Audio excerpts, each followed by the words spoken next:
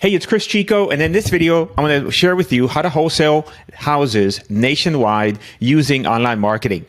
If you're not using online marketing to generate leads for your real estate wholesaling business, you're missing out. And you likely are struggling because if you're doing cold calling and a lot of those other strategies, you know that they're becoming more and more difficult. However, when you combine online marketing and you combine that with wholesaling nationwide, expanding yourself into a larger area, then the amount of opportunities that you're going to have are going to increase exponentially. And so in this video, I'm going to walk you through the model so that way you have a clear understanding of it. And then that way you can decide if, in fact, this just might be the model you've been looking for. All right, so let's talk about the first step here and who this is for. So this is for if you're a brand new investor and you are looking to get your first deal done and you've been struggling, you've gotten a lot of education, but yet you still can't seem to figure out how to get this deal done, then this is going to be perfect for you. If you have done a deal here or there, but it's just not consistent. You know now what it takes to get a deal done, but you need other things in place that you're lacking. And other things in place that you're lacking are, for example, marketing and a few other things. And so in this video, you're going to figure out what those things are. And if you're an experienced real estate investor and you want to scale, but you know that you can, you have a couple different options, but maybe you want to expand by increasing your service area and also by adding online marketing. And so then now you're not just in one market, but you're in multiple markets, then this presentation can definitely help you. Now, let's talk about the big objectives here when we're talking about this model. Is number one, this is all dependent on using online lead generation methods. Specifically, I'm talking about using Facebook, using TikTok, and using Google Ads. We're also doing deals across multiple states. So we're not just targeting one particular small area. We're targeting a grouping of states in order to give us a really great lead cost per lead, but also to give us a lot of opportunities because there's a lot of other markets out there that you may not be aware of that have a lot of volume of transactions that you can do deals a lot easier than you would in your local market. And this model is 100% virtual, meaning that we never speak with the property owners. We never meet with the property owners. We have to speak with them. We never meet with the property owners. We never meet with the buyers. We never inspect any properties. Everything is done from our laptop computer. Hey, so as you're watching this video, if you're thinking to yourself, this would be great. I would love to implement this strategy. Then we can help. I have an incubator program where I will send you leads directly from our own Facebook and TikTok ad accounts right over to you. You can start working these leads right away. I will help you analyze those deals, and also we will help you find the buyers and partner with you so that way you can make money and we make money together. If that is of interest to you, make sure you click on the link in the description. You'll also give us a little bit of information about where you are at right now in your situation, and then I will personally reach out and give you the details. And so there's three in this presentation, and there's a lot of other things, but I'm a big picture for the model, but I want to narrow it down to three really important things right now. Number one is lead flow. All right, and really, if you are a brand new investor looking to get started in the business, lead flow should be the most important thing that you are focused on right now, because if you can have a variety of different ways of doing deals. And however, if you don't have any leads, you're not going to make any money. And the opposite is true. You can have a tremendous amount of lead flow, and you can have leads coming out of your what.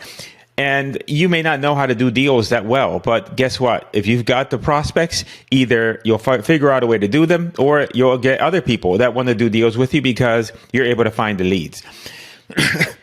And the next thing would be underwriting, because a lot of people underestimate the task at hand after you get a lead, because for many of you, you're focused on how do I get leads? But now that you have leads, now you have to make sure that you do the right things with those leads, because then you could have missed opportunities. And that's what underwriting is for. Underwriting and property analysis is making sure that you're not spending time on prospects that don't deserve time to be spent with them because they're just not qualified. But also in addition to that, figuring out who is the right prospect. And if the prospect that you're talking to right now on the phone, are they a deal? And then focusing in on that. Because, when we're doing this model, we are less in the convincing business and more in the finding and sifting and sorting and the finding business, meaning that we don't have to be a tremendous salesperson. In this presentation, I have not covered sales, but I also want to make sure that I've not covered sales here because of that. I'm just focused on a few key items here, but do not underestimate sales. And we'll do another video on that. But underwriting is very important because you want to make sure that you don't miss an opportunity. You don't evaluate a deal incorrectly and either A, spend your time, energy, and effort, and you never get any money for that doing that deal because it wasn't a deal to begin with, or worst case is you miss a deal. And then the last but not least is disposition, because if you go through that process of securing a deal, and you got to find a buyer for your contract, otherwise, then you're not going to make any money. So, which platform should you begin? There's a couple different options for platforms here. Number one is Facebook, and these are in the order upon which I recommend. 1 and 2 are very close together. It really depends on your budget. If you could do both, that's great. If only one, I would start with Facebook. It's the easiest one to get started, consistent lead flow, great for small budgets. You can begin on a budget of $25 a day. And however, a negative on that is the lead quality can be an issue. And by lead quality, I mean that, are you getting spam submissions? Are you getting the right people to raise their hands? And so I'm going to give you some tips on some things that we're doing, but that's something to consider with that platform. TikTok operates very similar to Facebook. So when you're actually logged into the interface, they very much look the same, although Facebook's interface is a lot more sophisticated. TikTok has great leads. There's not that much competition there from other real estate investors. It can be a little bit finicky to get consistency on the platform, meaning that you'll have your ads work great for a week and then they all go down the toilet and then you have to rebuild them again, which is not a difficult process, but they're just nuances of the different platforms. Google, and when I say Google, we have to expand nowadays because it used to be search. Everybody says search. Everybody thinks about search, but now there's performance max campaigns, demand gen campaigns, YouTube campaigns. A lot of people start with search. Search is very expensive and competitive.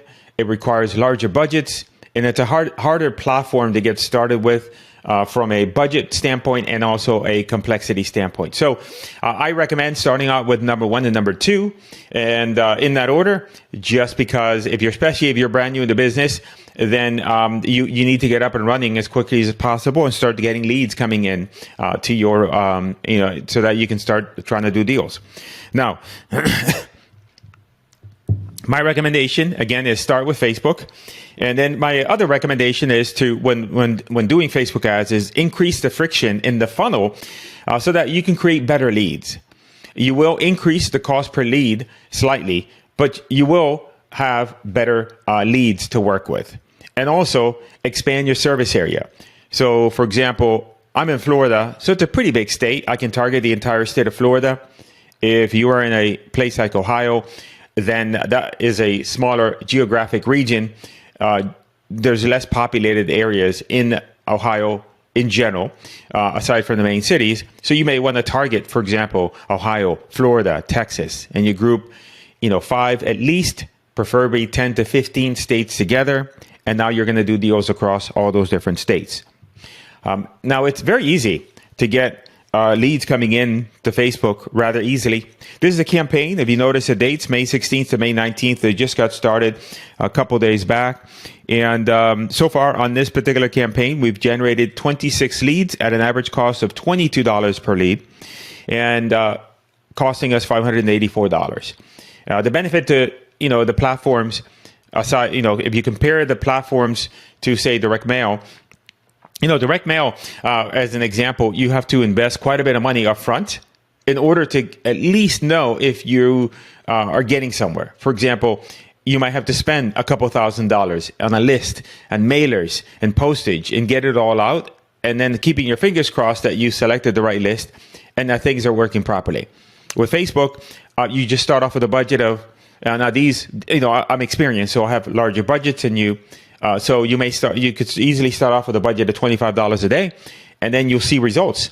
which means that then you'll have confidence that tomorrow you'll spend another $25 with Facebook and another after that. The great thing about that is that the feedback loop is rather quick. So that means that if something isn't working, you're only out 25 or 50 bucks as opposed to being out thousands of dollars. We use a variety of different creatives in Facebook. Facebook, we can use images such as the ones you see here. You also have videos that we use as well. You can get videos that you record yourself, or you could have someone else on Fiverr record the videos for you. Now, in terms of lead quality, what is a quality lead? In my opinion, a quality lead is a property that is not currently listed on the market. Some people would argue that, hey, well, you can do deals with listed properties. Well, it's difficult. It is difficult. There's a realtor involved. They're already on the market. So given the choice, I'd rather just not deal with them at all. No vacant land. So we don't do vacant land. We specialize in single family residential. If you are a vacant land investor, then obviously this would not apply to you.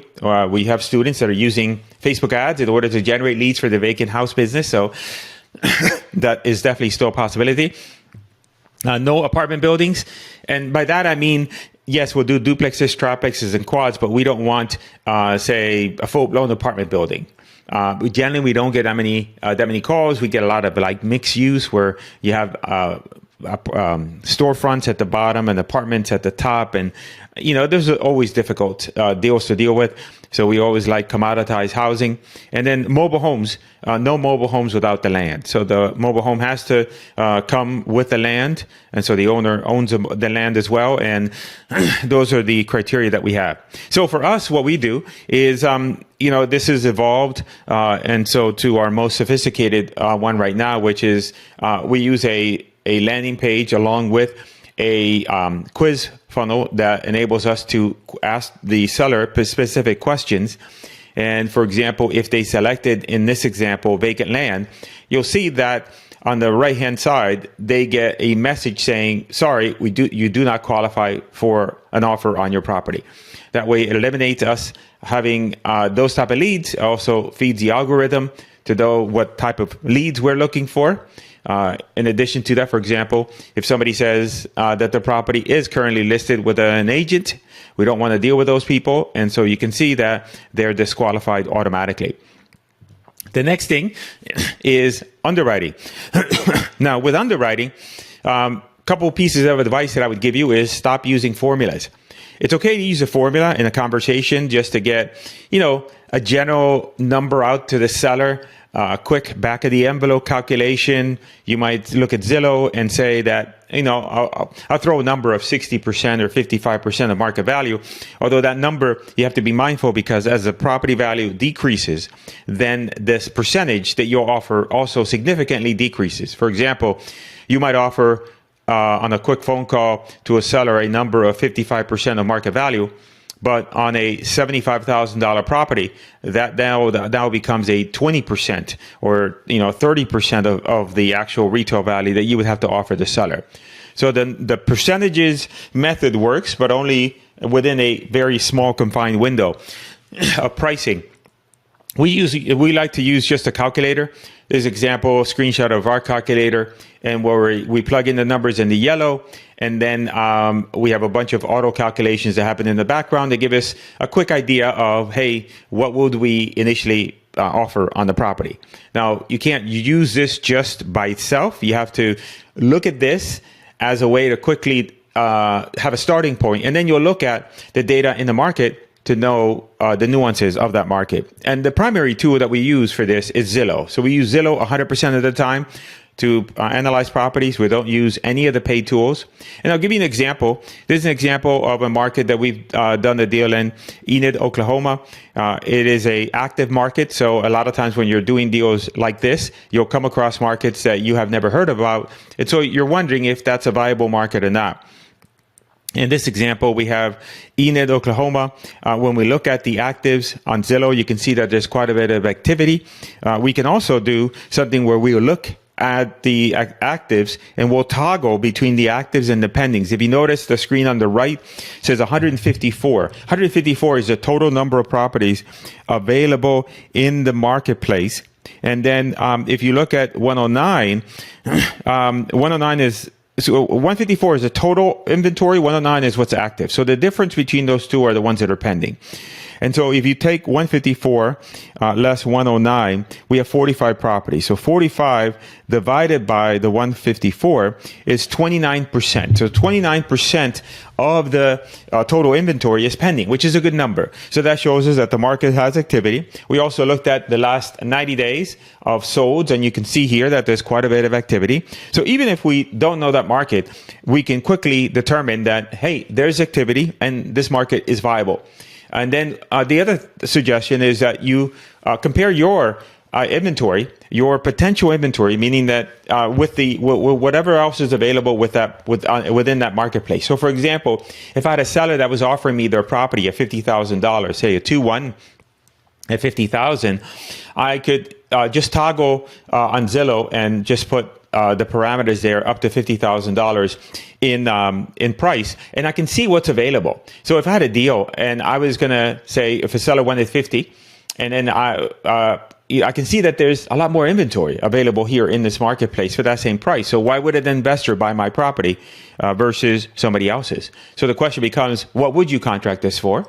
And so you'd have to go toward the lower end of the spectrum. And you can see here that there's some stuff at the lower end, obviously within the context of the video. Let me know if you want me to do a much deeper video on property analysis to help you. There's other nuances. So we'd have to look at, okay, what are the actual ones that were on the market now are pending. So we can see, okay, here's the stuff that's active. Here's the stuff that's pending. Where will we need to be at in order to offer a great deal into the market, which means that that would allow us to extrapolate what we would offer to the property owner. If you're in the non-disclosure state, we only look at active properties. However, you could look at pendings and see what the price was on the pending house. So, for example, if we see a pending house in Texas and the list price was 100, and we see that it was on the market for 10 days, and now it went pending, then the assumption is that it probably went pending for close to the asking price. You can also look at the solds and then look at what the property was active for, and also see how quickly it sold. And if the property sold rather quickly after being listed, then the assumption is that the sales price was close to the listing price. And then, kind of a property analysis SOP, and this is just a very abbreviated version of this. We have a 46-page doc, actually, that goes through in detail in terms of our entire methodology. But, the main picture is this a viable lead? Is it, number one, we're okay with small markets, but it can't be too rural. In the example that I showed you with Oklahoma, obviously that's a viable market. We deal with even smaller markets in that, but we want to just make sure that there's activity. We don't want to see, is this a viable lead, meaning that it's not a vacant land property, no, not a mobile home without the land and the property. We want to make sure that it's not listed. Is this a viable market? And so, again, I just covered that in the previous part of the video.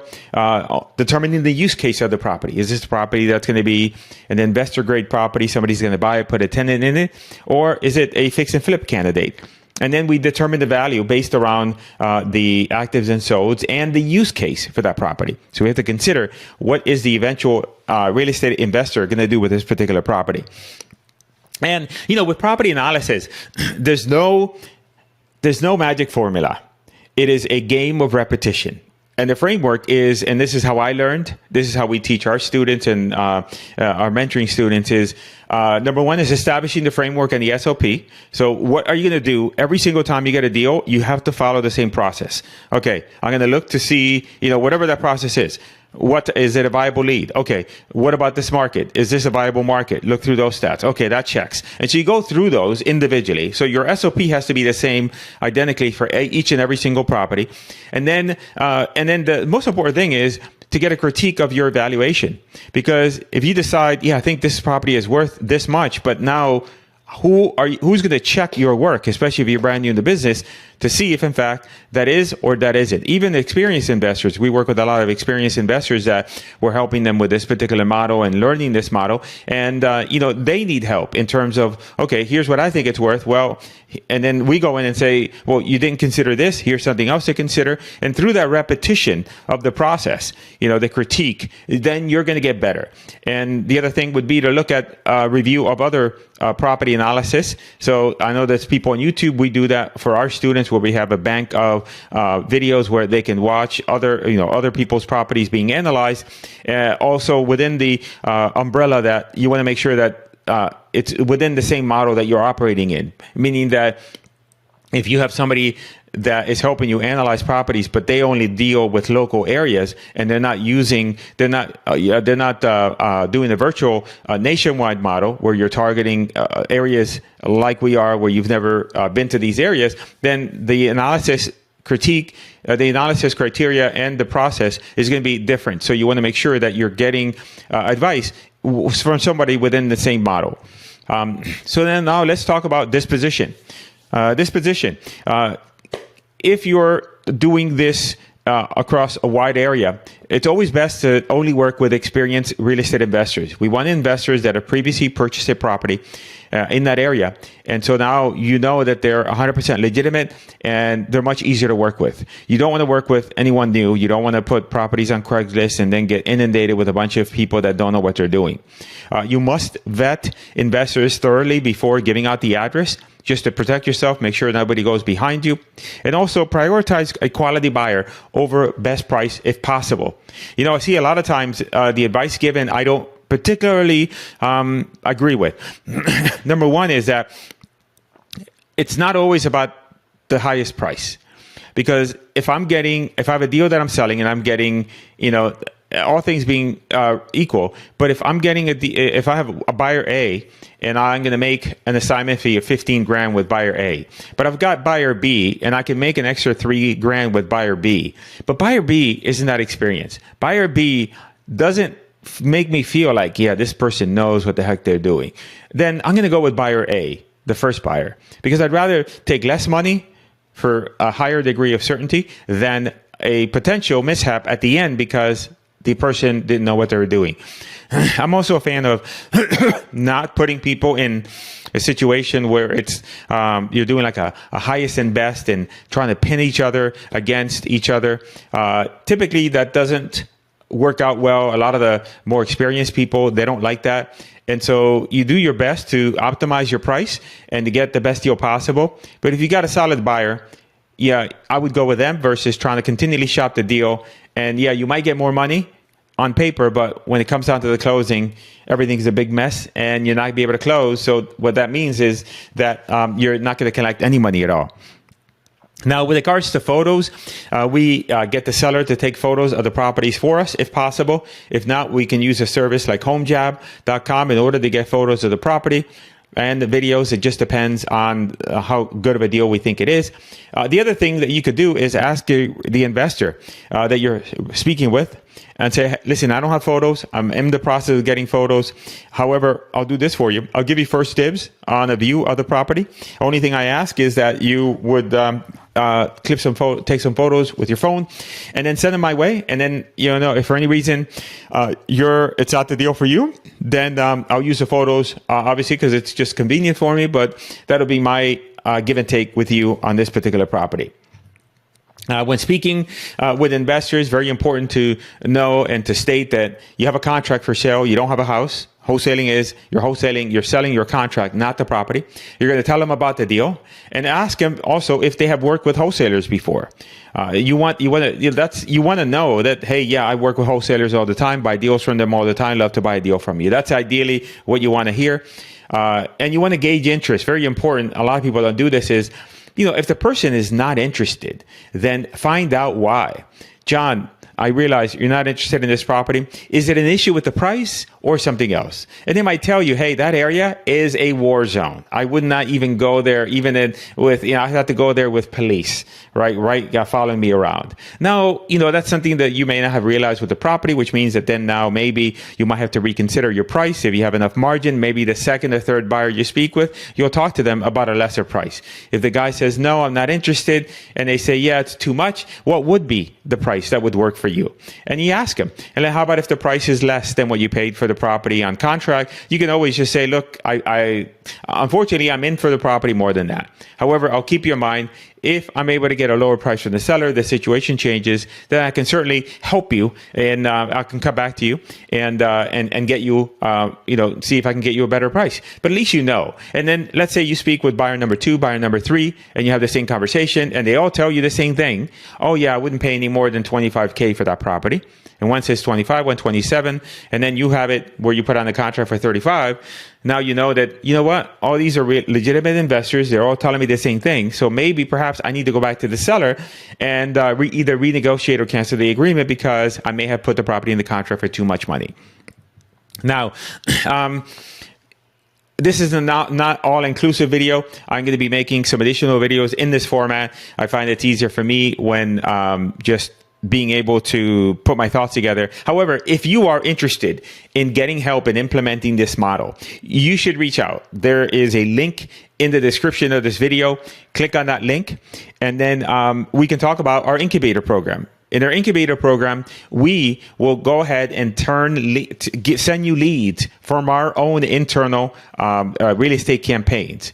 Literally, we have a flow of traffic, and we immediately direct traffic over to you. That means that within 2 or 3 days, you're going to have live leads. These are people that have filled out a form, and within 60 seconds, you're getting that information.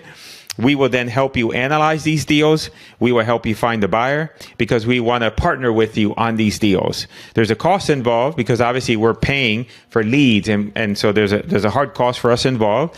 And however, what we can help you with this program is we help you understand the entire model, take you through step by step everything, and then also help you get your own lead flow up and running. So that way now you can do the same thing that we're doing, and we'll teach you the entire nationwide model. If this is something of interest to you, go ahead and make sure that you click on the link in the description. And then we do have other videos here that you can watch on the channel to help you with this. I'm going to be, again, creating more videos like this. Do me a favor, if there's something that you would like me to cover specifically, make sure that you make a comment about the video. Let me know if you found this video helpful. But again, if you're interested, we'd love to help you inside of our incubator program. Click on the link in the description, and I'll see you in the next video.